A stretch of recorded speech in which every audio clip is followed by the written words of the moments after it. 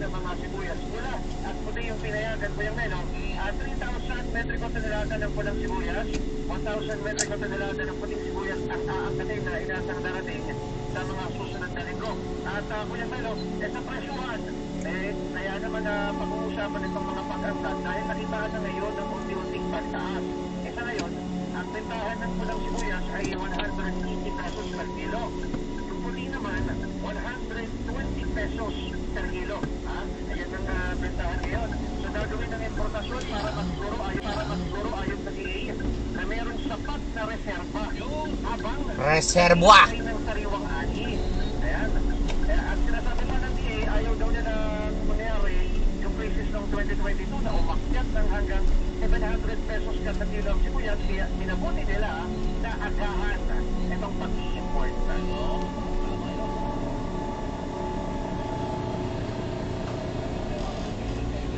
Mas maganda nga daw ang sistema sa sibuyas. Kasi dahil sa may mga cold storage facility, nalalaman natin kung ano talagang ating inventaryo na sibuyas. Hindi katulad ng ibang produkto na hindi mo alam kung saan nakatago. Yung mga sibuyas daw dahil sa nandiyan sa mga cold storage facility, nalalaman mo ito na pala lang ang ating stock. So meron talagang malinaw na datos kung ano ang kailangan natin, ano ang kulang natin. Ayan. Kumbaga natataya kung ano yung mga dapat gawin ko yung ito kasi doon sa supply at mga ani na nakuha. Pakinggan natin yung tinig na natin ng panayam. Masyadong magiging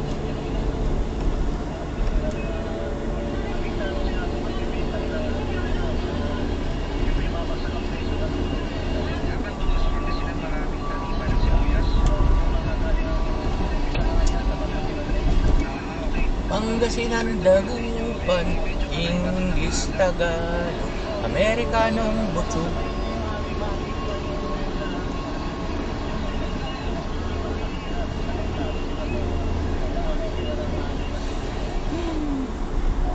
yan ang tinig na ating nakapanayam. Yan ako, gusto ko yan. Manalat ng media, sa radyo, dito na balita pa sa loob.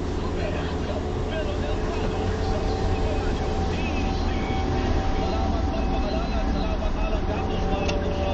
Magputigan yung America First na yan po yung sinusulo ngayon sa Amerika dahil bago na naman, bagong lumang presidente si Donald Trump.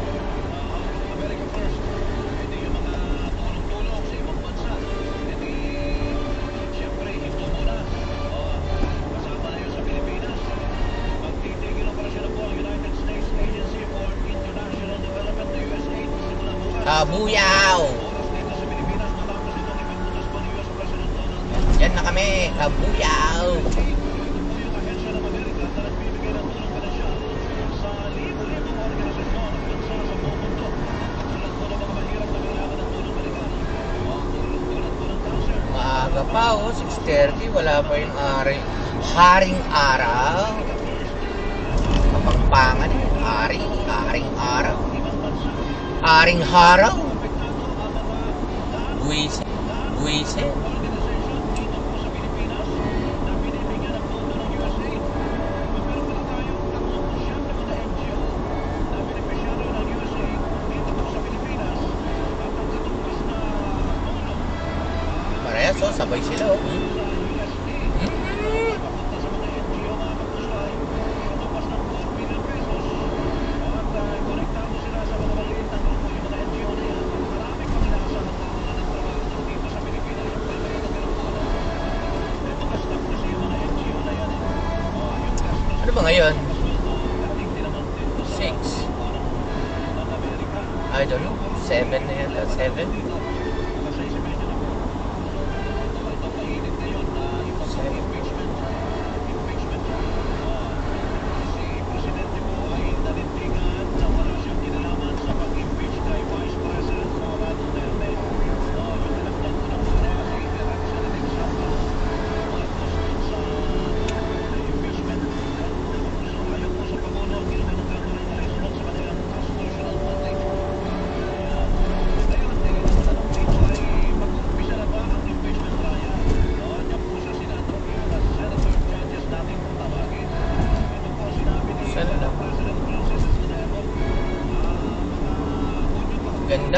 Malimlim. Pwede pa sisimulan ng impeachment trial. Pangit ang panahon. Vice President Duterte. Very conducive. Ito ating simulan na nag-abalik ang sesyon ng Kongreso. Simulan pa sa nito yung bago na yung eleksyon sa Mayo. At maibot pa ang sesyon ng ating mga senador. At yung mga You know where to find us. Oh.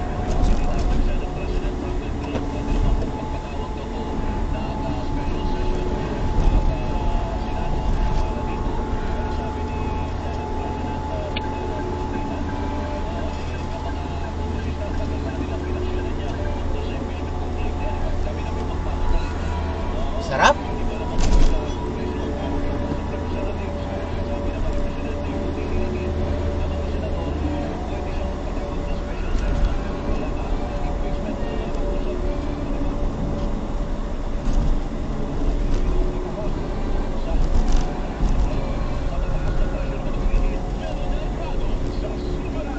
McCoffee. Lagi, ano yun?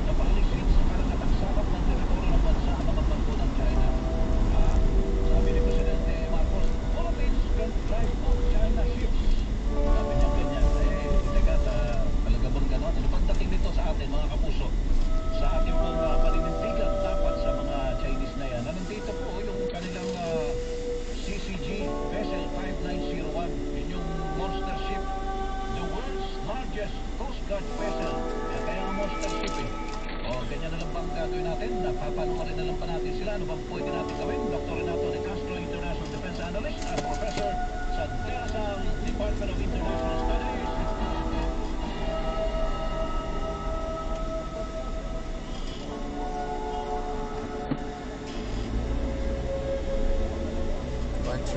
Bilang nag-aanalisa po sa sitwasyon po natin sa West Philippine Sea. The Philippines can drive off and drive off China ships yan sa West Philippine Sea. Puro maganda sabihin natin sa mga kababayan natin sa mga next. Kasi pinakinggan ko rin kasi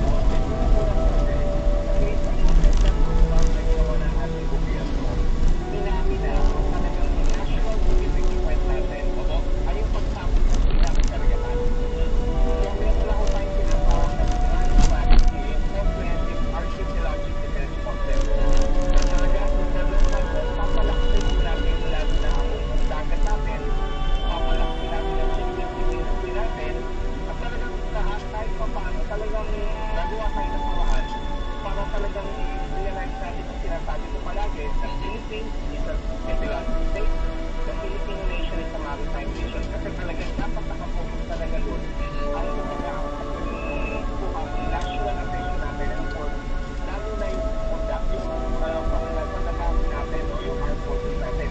Kasi ang nangyari sa atin, nakapokus talaga tayo in the last 7 years sa internal security. Kaya nga ho yung armed forces sa Philippines natin talagang nakapokus sa land threat at kamalaki talaga ho yung tinatawag natin na yung army kasi nakapokus pero yung sa ating Navy at sa ating Air Force. Kaya yung reality na talagang sinasabi ng ating president despite ng limitations natin, dapat tayo talaga alam niya bilang sa pagiging isang pampo natin, kailangan din natin na isang comprehensive archipelagic defense concept or ay use the term grand strategy.